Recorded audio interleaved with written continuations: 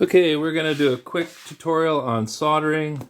This is a soldering iron, and simple things to know is this whole area is hot, so you want to avoid touching your skin or other wire, insulation wire. It will melt the insulation wire.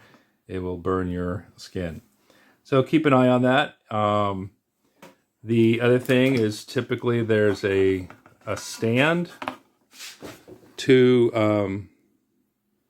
hold the soldering iron when you're not using it, and there's a wet sponge. The wet sponge is there to clean off the tips when there's a buildup of solder, and then the stand is just pop it in there for when you need your hands to do other things. All right, so I'm just going to show you a quick way to add solder to the tip of a wire.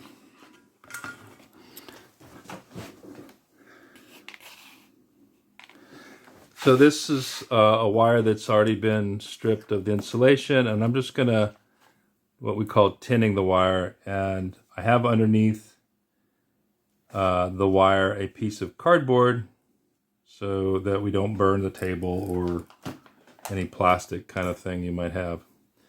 So I'm going to just hold the wire down against the cardboard, putting all the heat from the soldering iron to the tip of the wire, and then I'm going to feed the solder into the tip and the wire, and it just sort of bleeds through the strands of the wire completely through. If you hold it too long, you may melt a little bit of the insulation, so you just got to be careful of that, which I've done here. But that's called tinning. It's adding solder to the tip of the wire, and that'll be useful when we attach it to something else. And that's a quick introduction to soldering.